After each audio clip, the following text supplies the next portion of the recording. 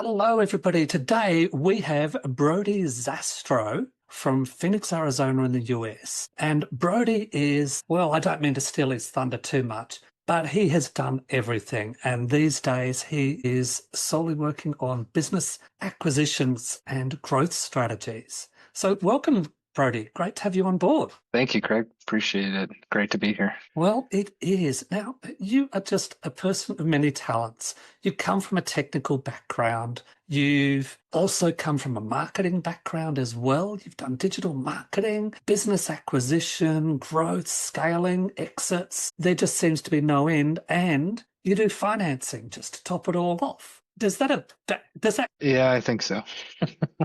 I think that covers the majority of it. Yeah. Yes. So, what I'd really love to talk to you today about is going back to I think the start of your acquisitions and your growth came from. Would it be right to say that you were doing digital marketing and that's where your passion came from for building businesses and growing businesses? I would say so. Seeing other business owners struggle with their growth, lead gen, just getting their voice out there has been kind of inspired me to get more into business acquisitions. And that's kind of became a passion of mine at this point, is just to focus on acquisitions, roll-ups, exits, and business growth in general to help others. The acquisitions are great.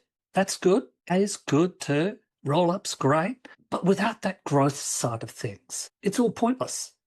It just doesn't work. If you don't have the growth, that value add, once you get that business, you may as well not do it at all. So where do you see the growth side? Now, you've seen some of it from a digital marketing perspective, so getting the message out there, but what else do you see from a growth side? From the growth side, besides just doing M&A, which is the quickest way to grow any business, in my opinion, is just having those established processes and scopes so key place from the get-go. And even once you acquire something, or if you don't acquire a company, just having those SOPs for your team already in place so they can take over for you, because there's only so much an owner can do in 24 hours. And at that point, you need additional help. And there's only so much a marketing agency can do as well, limited by what you give them. So it runs down to operations and the flow of things, especially with AI coming into place, how quickly you can implement those changes. It reminds me of something that I was reading yesterday. A friend of mine in Canada sent me an article. I've just brought it up in actual fact, and it is about a company that sold for 126 million. And the best advice they could give you was don't become indispensable. And that advice was from Brian and Shannon Miles. So don't become indispensable. And that's what you're saying. Owner can only do so much in 24 hours. Well, we have to get rid of the owner. Simple. They're the problem. Yeah, absolutely. That can be a bottleneck constraint. If the problem with a lot of founders and owners that I've even talked to, they have a problem of relinquishing control to their staff, to their actual team, because they feel like they have to have the bull by the horns to say, right? They feel like they have to have complete power over everything, but that's just not the case. You're going to have to let go at some point. Because they don't trust them. Why don't they trust them? Hmm. They don't trust them because they're going to do the wrong thing.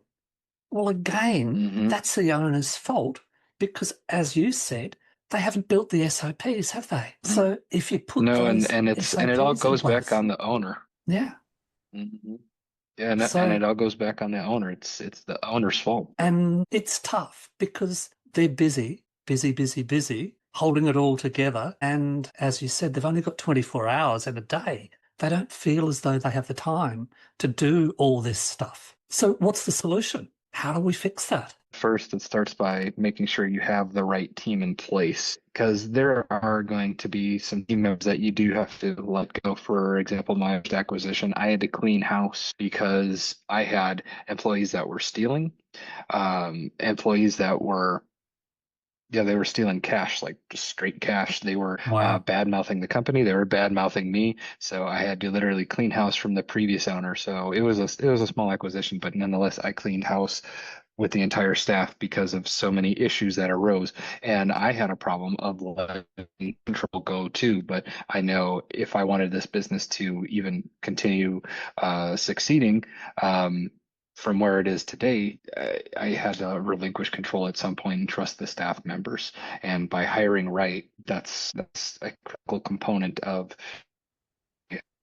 making sure you have a solid team. And the word hiring there, that I expect would also include recruiting of fractional staff, part-time staff to do specific roles, give specific guidance as well. Yeah, not every single one of my staff is W-2. I'd say the majority are 1099. So independent contractors who, Right. who are just looking for part-time work, but still are looking to be part of something that they couldn't find someplace else. And because of the culture that I've helped build in not only my organization but several others across different industries, has really helped bolstered some other local business owners here in Phoenix and across the country, that I've spoken to and helped get their trajectory back in line with their ultimate business goal and vision, where they can focus on growing the business and their employees are able to take over the minute tasks, along with those 1099 contractors. It's interesting that we've gone to this topic of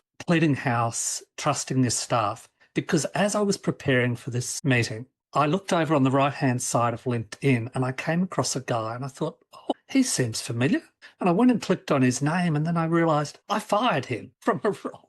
Because I'm in Melbourne, the most lockdown city in the world during COVID, when we were going all remote, this guy was actually doing 2 jobs remote. And just by the language, the work productivity, the results that I was getting from him, I could tell that he wasn't just working for me.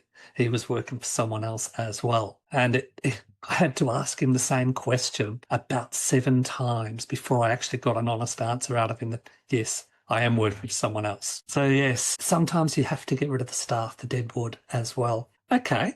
Now, what do you look at from growth? Now, you and I have very recently, as of about 25 minutes ago, we spoke about LinkedIn as being a platform for where people view you and they get an instant reaction of who you are, what you're about. And you've got to put on your best face there to make sure that people don't, well, what is it in the dating terms? Swipe right or swipe left, whatever it is, but move on to the next person. So is your social media the starting point? Is that where the growth has to happen? Yes, it does, but it can also happen on the back end. I never discount any traditional forms of outreach or marketing, even just phone calls with people, just getting contact lists. Yeah, I never discount cold calling or even email, but having that social profile, yeah, is critical. And I know mine definitely needs refinement because I've never been a huge social media guy, but it's coming from someone who works in tech and who has actually does digital marketing. I still am keen on the old school methodologies because I've still seen the success because people T-foxes, right? You want to flex your relationships, not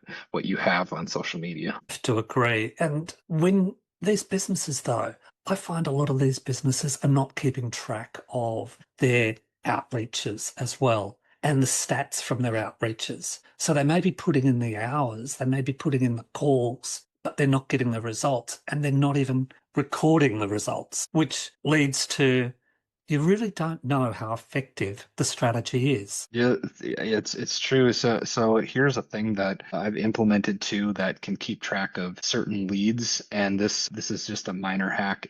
If you have a business card, when you hand that business card out, you put a QR code on there. Don't put your business website. Put a QR code because that way, and you could put a specific UTM tracker on there, so that way I can kind of see it. But I briefly saw it cutting out. Yeah, perfect. Yeah, exactly. Without putting a website on there and putting a QR code, you can put a specific UTM tracker and see where that came from. And I always try to hand out as many business cards as I can, and I've actually gotten quite a few calls that way. The deal that I'm currently working on, that's how I found a current investor, was just through QR code by handing out a business card. That's a really good hack. It's better than the one that I do because you can actually track it. But what I do with business cards is I'll pull it out. Someone will ask you business card. I'll pull it out and I'll look around and I'll find a rubbish bin and I'll go, here you go. And I'll throw it straight in the rubbish bin. And the shock they have. What have you done? Why did you do that? I said, I'm just shortcutting the process here. I said, I give you the business card, you go home, you stick it on top of your computer, you never look at it again, and eventually it goes in the bin. So I said, here, we've just shortcutted the process here, made it easy for you. And I said, you may think that's a silly approach, but I said, the most important thing here is I pull out another business card. I say, you're going to remember what I've just done and the story that I've just told you. I said, so I know that when you get home right now, you're going to take action and make contact with me immediately just to prove me wrong. I pretty much get a That reaction from that because I've shocked them one and then I've challenged them the second time as well. So that's my yeah. strategy. And I've never seen anybody else do it, but just the shock you see on their face, it's tremendous. It gives you a great laugh and it gives them a story. I love it. I'll have to try that. I had a similar issue. So whenever I used to do door-to-door sales, you have a clipboard, right? And it has usually like a sheet of pricing and products that you offer if you're door to door. So I would keep the pen on top of the clipboard, and then towards the end of my pitch, I would pretend to drop it, oop, and the pen would go right in their hand, and then they'd sign the bottom of the sign up sheet just for the whatever product. I'm like, oh, sorry, and then they'd sign up. It was a pretty easy hack, but I was like, oh, that's a good one. I never heard that one before. What you did, I'll have to try that. Okay, so let's talk about Elevate 360, your your business. Tell me about that one if you could, please. Yeah, so that one focuses on SEO and paid ads with Okay, Facebook and Google for local service-based companies, generally between, a couple 100,000 all the way up to, 1 million in revenue. That's kind of like a small client-based business acquisition. That's pretty much it. There's not a lot. It's right. SEO and paid ads, nothing special. We don't really touch web design or anything like that. But you do a lot in finance as well. So tell me a bit about the finance side of things, because that's so diverse over there, and especially from an Australian perspective, you've got so many different options to what we have. Yeah, so my main focus has been on business finance lately in like the last year or two, and I've established a lot of commercial banking relationships and even private relationships that are not only here in the US but across the globe. And you think when it comes to business finance, you just think of the SBA loan, right? Which is like the most common one here in America. There's so many other alternatives that I highly recommend anybody utilize, even if you're not American, because with the new laws, even if you're not American, you can't utilize the SBA. So you have no choice but to get more creative when it comes to financing structures. And the relationships I've built with these creative structures, they provide better terms than the SBA, and number two, they provide a lot longer runway for cash flow in your company and give you the actual working capital you need. Okay, so I said that you are a person of many talents. We've spoken about door to door. We've spoken about digital marketing, loans. Tell us a bit about your M&A side of things, some of the deals that you've done there and the size and the industries. Yeah, so 6 deals so far, or sorry, 7 deals so far. I've gotten one across the table.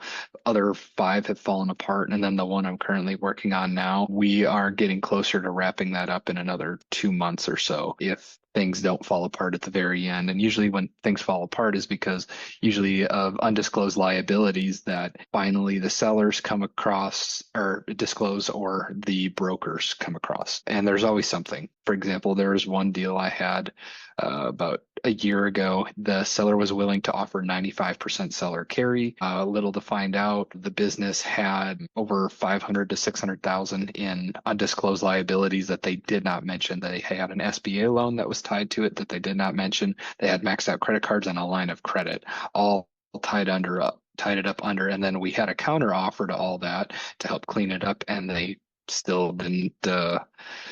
They still didn't take it because of those undisclosed liabilities.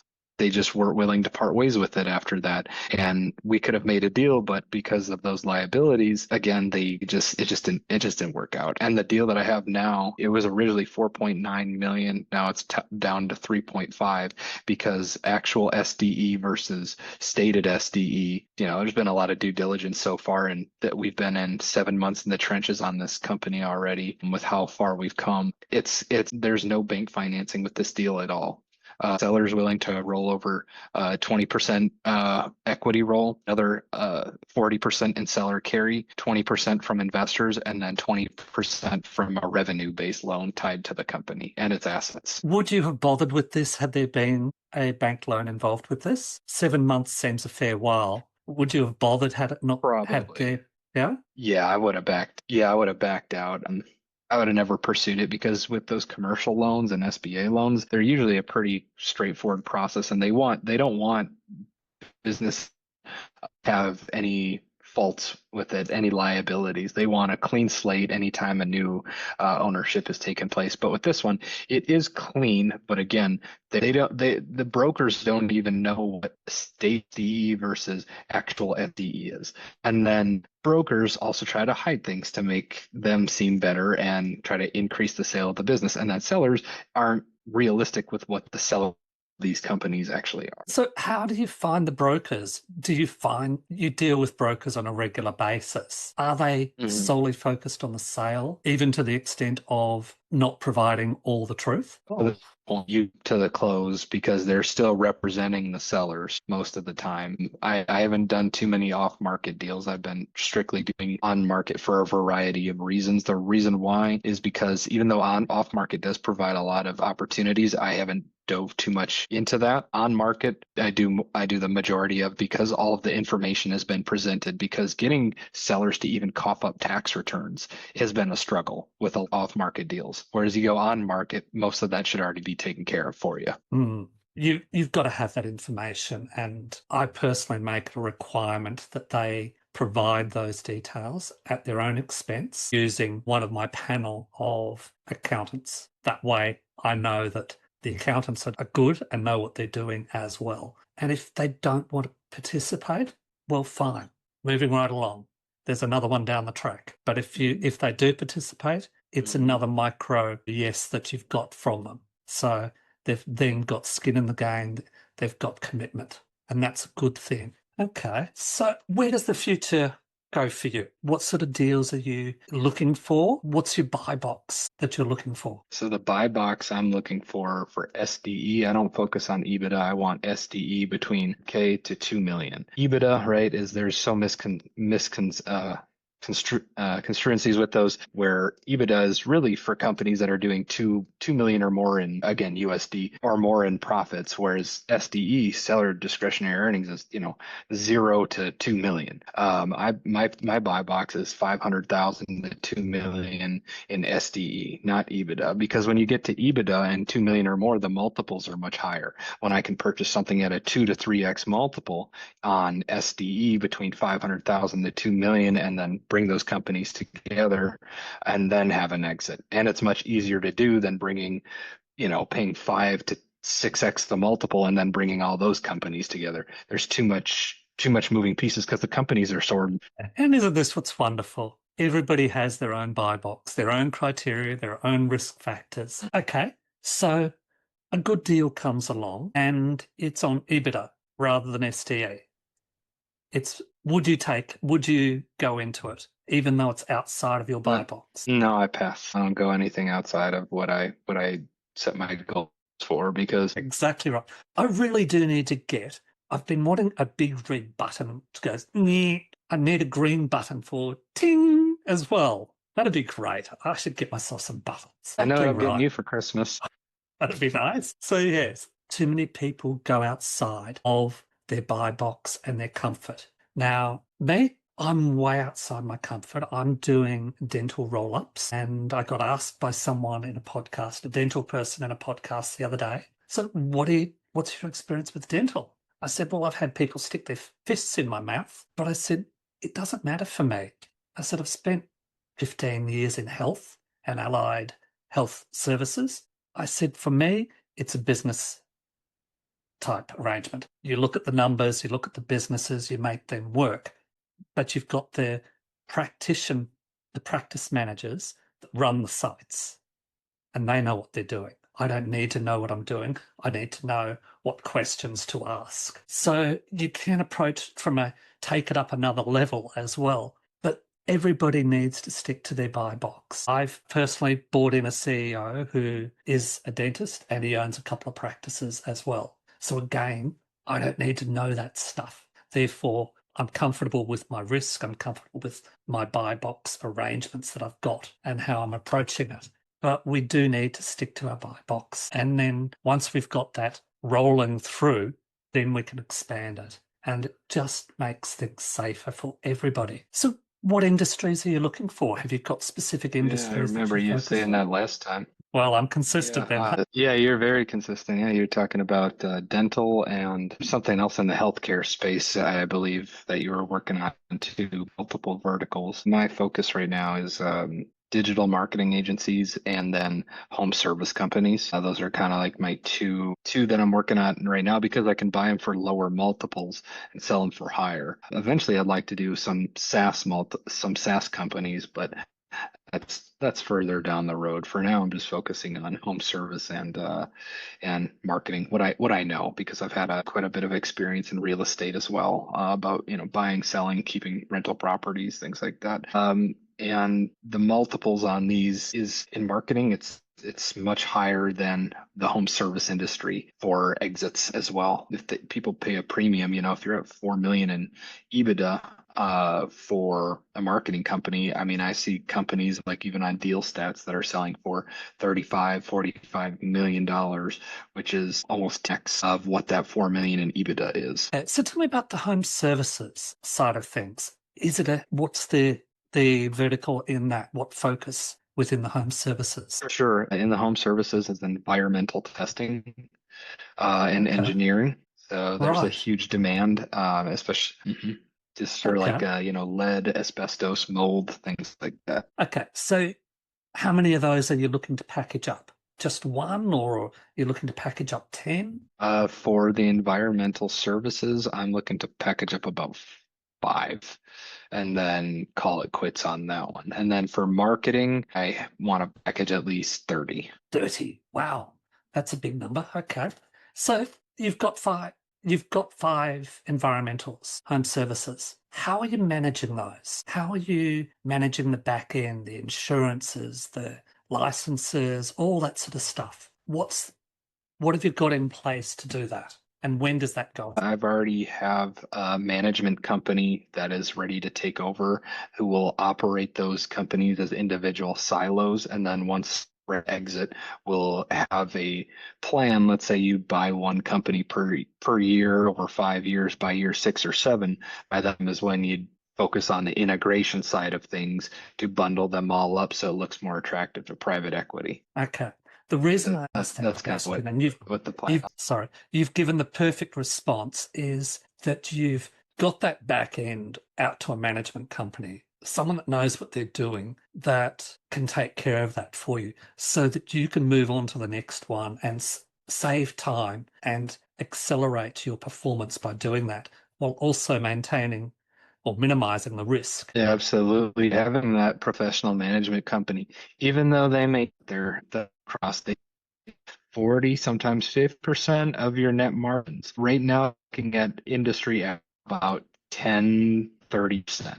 And they cost a lot because they're keeping you afloat and they're keeping the factory on point. And you're paying a price so you have peace of mind. Because at the end of the day, you're not focusing just on cash flow. I'm looking for giant exits. As much as I want cash flow in the meantime, too, having a bigger exit would be more ideal. Well, that is what it's all about, really, isn't it? Is getting that big exit. But you've got to have the plan in place. You've got to have the systems in place to make it attractive for people. Okay, so what would be your parting message, Brody? What are you looking for? How can people help you? How can you help other people? Yeah, I'm looking to just partner with people who want to learn more about M&A or want to exit their current business invest in deals because I have plenty of deal flow that again that I do focus on market, but by the time I get to a certain point I have such a specific criteria that by the time we get to closing I have it in a way where almost all of it is collateralized by some sort of asset, even for the investor. So I'm definitely seeking more investors than anything because as I'm expanding, I've also partnered with someone who focuses on off-market deals, very quite successful at it. And they've actually shown me several deals that they've brought to the table, and some of them are much better than the on-market ones that I've had the privilege of finding. Definitely looking for more investors and people who want to put their money to use and where it can go a long way, and who want to have a relationship with me and looking to have a big exit too. So that's what I'm seeking at the end of the yellow brick road. Okay, well, thank you, Brody, for your time and your wisdom today, and certainly your experiences in deals that haven't got across the line, as well as ones that have. But I think people have got some really good messages from today about sticking with your buy box, understanding some risks, understanding that not all deals are going to make it. And sometimes people just don't tell you the truth, probably because they just don't know the truth as well. Thank you so much for your time today. Really appreciate it. Thank you, Craig. Appreciate it as well.